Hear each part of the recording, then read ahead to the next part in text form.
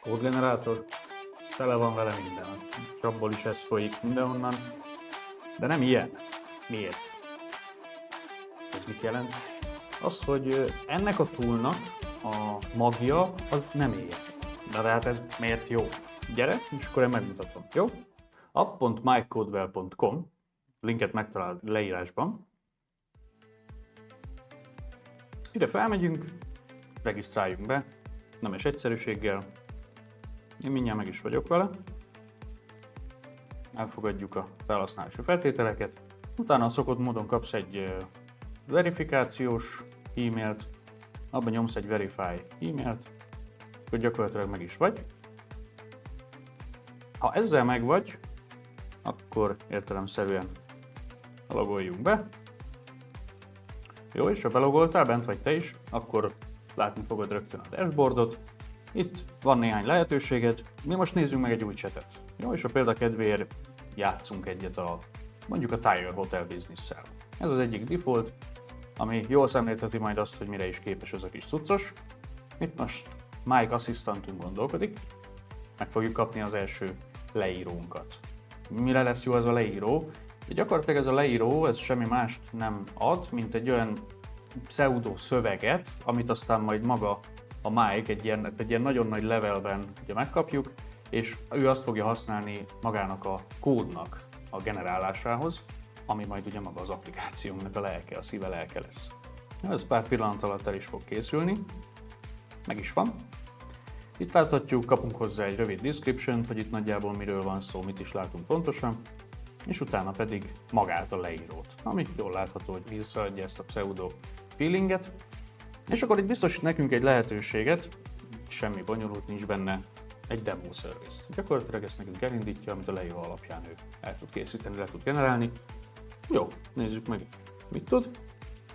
És akkor itt gondolkodni fog, el fogja indítani ezt a szervizt, egy körülbelül 4-5 perc az egész történet, úgyhogy addig simán belefér egy kávészünet, vagy bármi ilyesmi. Most ugye megtörténik a háttérben gyakorlatilag a varázslat, nyilván a leíró alapján a Mike legenerálja ezt az applikációt, amit aztán majd ki is tudunk próbálni, tehát egy komplett backendet fogunk egy alap frontenddel kapni. Ha érdekel, hogy pontosan itt mi is történik a háttérben, akkor ezt egy következő videóban majd láthatod, vagy látogass el a www.mykcodewell.com oldalra és nézz körbe. Meg is jött a demo szervezünk. Itt láthatunk ugye egy linket, illetve egy némi információt arról, hogy a default loginunk ez egy admin lesz, csak semmi bonyolult. De kukkantsunk is rá, játszunk vele egy kicsit, hogy ez mit is tud. Megnyitjuk, login screen, admin, ahogy ezt már megbeszéltük. És akkor itt láthatod gyakorlatilag egy teljes, komplett backenddel és admin felülettel rendelkező szoftveredet gyakorlatilag. Ez az alap frontend, amit ugye megkaptunk. A későbbi videókban majd látsz róla információt, hogy ezt hogyan lehet kicsit mókolgatni. Jó, nézzük is meg, hogy miből élünk, mink van itt pontosan. Tire, Vehicle, Partner, Owner és Agreement. Nézzünk akkor néhány tesztadatot, hogy mégis hogy működik ez a történet. Adjunk hozzá először egy Ownert. Adjunk hozzá egy Partnert.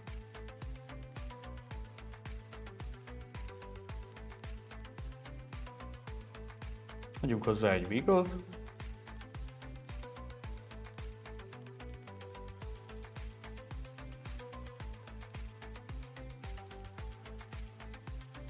Adjunk hozzá egy Tire-t is, hogy teljes legyen a teszt adat mennyiségünk.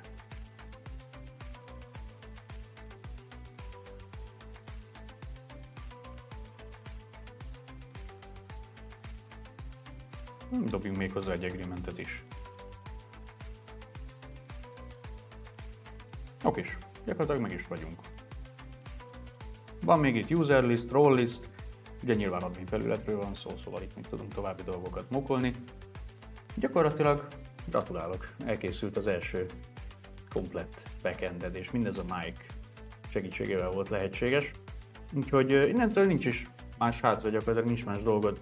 Regisztrálj ingyen, dob be neki az ötletedet, megkapod a leíródat, mehet a deploy, és meg ki is próbálhatod. Ennyire egyszerű az egész. A videó elején ígértem, hogy elmondom, hogy miért jó, hogy ez a tool nem AI-t használ. Gyakorlatilag azért, mert determinisztikus. Ez mit jelent? Ugyanarra a bemenetre mindig ugyanazt a kimenetet kapjuk. Tehát ez mit jelent? Ugyanarra a Mike file-ra, vagy Mike leíróra mindig ugyanazt a forráskódot kapjuk, betűre pontosan. Ezzel szemben az LLM-ek esetében, LLM alapú kódgenerátorok esetében bizonyos esetekben, ugye amikor ugyanazzal a feladattal akár megbízzuk, más és más eltérő eredményeket kapunk, nyilván ettől is LLM-ek az LLM-ek. Ha ezen témán belül további részletekre vagy kíváncsi, akkor ezt egy következő videóban meghallgathatod, vagy meg is nézheted a weboldalunkon egy cikkben, a link ott lesz a leírásban. Hello!